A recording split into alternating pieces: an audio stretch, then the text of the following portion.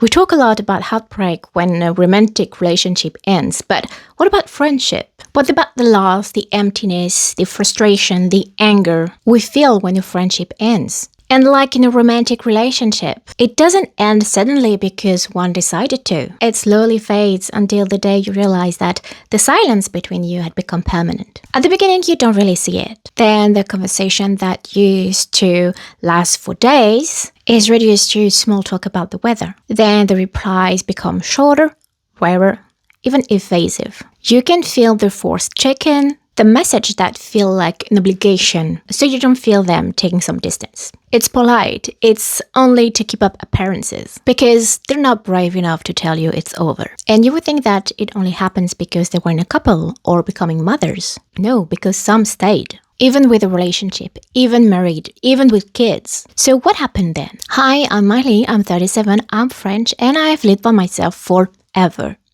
Welcome to my channel. I will share with you the behind the scene of my solo life. I'll share the good, the bad, the ugly of my life choices, but mostly the good ones because I do love living by myself.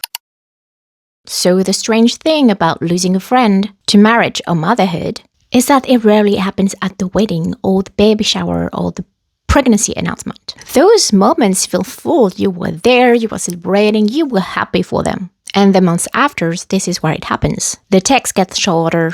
The responses take longer. You stop being the one she calls when something happens. And there's always something happening. But you have the third or fourth or not at all. You make plans, she cancels. You make plans again, she cancels again. So you stop making plans. And the worst part is that you don't know why. Is she overwhelmed? Is she pulling away on purpose? Did you do something?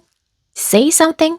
Are you too much? Too honest? Too intense? I spent years in the safe blame spiral. Every friendship that faded, I turned it inward. I must be the problem. I know that my personality doesn't fit everyone. I am kind of too direct, maybe sometimes a bit too invasive. I know that I'm not perfect, but I'm trying not to be too much. Well, I give too much of myself. And somehow that pushes people away. And here's what I've learned. That spiral is convenient, not for you, but for them. Because if you believe you're the problem, you never have to look at the situation clearly. You never have to say, wait, I was showing up. I was reaching out. I was doing the work. And the door only ever opened one way. I wasn't losing friends. I was losing a version of myself that existed in their gaze. The version that hoped that we would move forward together at the same pace, even with different ambitions, but with equal importance, equal investment. I lost the version of myself that forced herself to stay behind their glass ceiling because she didn't want to break it alone. Type 1. The ones who became their role. Here's what I've observed, not just in my life, but in dozens of women's stories. The pattern is consistent, almost predictable. Some women, when they marry or become mothers, don't just add those identities to who they are, they replace themselves with them. The wife swallows the woman, and the mother erases the person. These are the friends who disappear completely. Not because they stop caring, because there's no room in the world for friendship that existed before. You remind them of who they used to be. And who they used to be is inconvenient to who they've decided to become. I have seen my friends complaining over and over again about the same things. About the life as a mom, as a wife, as a partner, sometimes both. Finding reason not to see what was waiting for them. I've had long conversations where their problems were only the center of them. Their domestic life was the only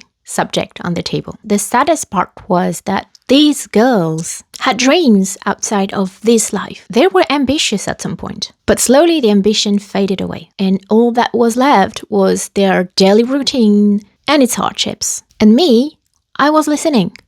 I was giving pieces of advice, another point of view. I was there genuinely understanding and cheering them up at the same time. I was giving my time and my energy to help them go through motherhood and relationship, when myself, had neither of them. And I know it's hard to take advice from someone who is not in the very situation they are, but it's because I wanted to avoid these situations that I made my choice. Could they really see that? I don't know. Type 2, the one who stayed differently. Here's what complicates the story. Not everyone who married and had children disappeared. Some of my closest friends today are in a couple, and some of them also have children. I love visiting them and being part of their lives. So what's the difference? The difference is they did not limit their identity to mom and wife or partner or girlfriend. They didn't make their relationship status and their children the center of the conversation. They stayed curious about their own lives, about mine, about what's outside the household. And when things got difficult, when there were tensions, misunderstandings, moments where the friendship could have cracked, they showed up for the conversation. The hard one. The one where you say, this hurts, let's talk about it. The one where you say, this hurt me, let's talk about it. Most people won't do that. They hide behind excuses, or they hide, period. The friends who stay are the one willing to exchange and listen, even when it's uncomfortable. Especially when it's uncomfortable. When losing a friend, there is no acknowledgement from the outside world that something meaningful had ended. You're just supposed to move on and make new friends. Except that people drift apart. Because they do. But that doesn't make it hurt less. What I lost wasn't just companionship. It was the version of myself that existed in their eyes. The one who was probably funny in a very particular way, because I don't find myself that funny. Who shared a particular history. Who didn't have to explain the backstory because they were there for it. When the friendship ended, this version ended too. The shift happened slowly. For years, I believed the problem was me. My character, my intensity, my unwillingness to play social games, and with some distance and a lot of work on myself, I started to see it differently. I wasn't losing friends because I was too much. I was losing friends because we were not moving at the same speed anymore. Their path had taken a turn toward marriage, toward children, and my path kept going straight. Well down, like way down for a while. And it's not a moral failing on either side. It's a divergence. But here's what I also realized. The entire social circle that I've built was falling away. One by one, they faded. And not because they were bad people. I mean, they were my friends at some point. But because we were friends for a season. And that season has ended. There was a period when I stopped trying. Where I thought, what's the point? Every friendship ends the same way. Why invest in people if they are going to disappear? I know it was kind of a dark logic, but it was also protective. I was tired to give my full self to people who give back fragments. And then slowly, something shifted. There is a lot of shifting in this video. I realized that people who stayed, the one who remained, even if they were fewer, well, must have been the right ones. And it's not even because we agreed on everything. Not even because they lived like me. Almost none of them do. They're all in relationships. Some do have children, but they never made those things their identity. And I realized something else. I was no longer tethered. The last losses had freed me. I spent so long hoping that some people would catch up, would meet me at the same pace, with the same investment. And when they finally definitely didn't, I was released from hoping. Behind that door, I found a version of myself who didn't need to be chosen to exist, who didn't need to be prioritized to feel whole, who could hold friendships lightly, but without the desperate grip of someone afraid of being left. Now, is what I have now perfect? No, obviously not. I don't have a circle of child-free solo living women who mirror my life exactly. I just have friends who can show up. They are partnered, they have children, but they do show up when we need to have these hard conversations.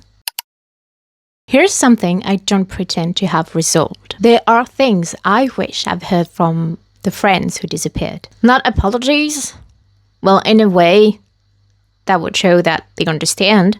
But That's not what I need. What I need is acknowledgement, an honest conversation with the real reason it happened. And I never got these conversations. And I'm pretty sure I never will. Because most people are not ready for the real talk. They are not ready to say, I pulled away because your life reminds me of possibilities I closed off. I pulled away because I don't know who I am outside my roles. And being around you forces me to ask. I pulled away because I'm tired. And I don't have the energy for anything but survival. Most people will never say those things. They'll just stop responding. And I've had to make peace with that. Not because I'm over it, but because my closure doesn't depend on their honesty. I'm in a place now where what's lost is lost. We will never go back to where we were. There will always be this crack between us. And even if they're ready at some point, it doesn't matter the reason they did it. Because in the end,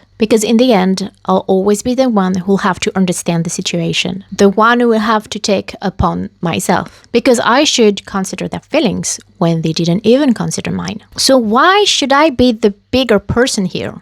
No, they made their choice. I genuinely hope they're happy in their life because I'm moving on with mine. So here's what I've known about friendship after 37 years. Some people are here in your life for a reason, some for a season, and some for a lifetime. And you don't always get to choose which is which. The friends who left, they weren't bad people. Neither was I. We were just moving in different directions, at different pace, carrying a different definition of what a life well lived looks like. The friend who stayed, they are the one who never confused their role with their soul. They are the one who can hold the hard conversation. And if you're watching a friendship disappearing into silence and you don't know why, know this. It is not always your fault. Sometimes the path just splits. And the version of you that walks forward alone, she's about to meet someone she never met before, herself. Thank you for watching this video. If you've watched this far, that probably means that you should subscribe to the channel. Because how can we see each other in the next one if you don't? See you in the next one. Bye bye.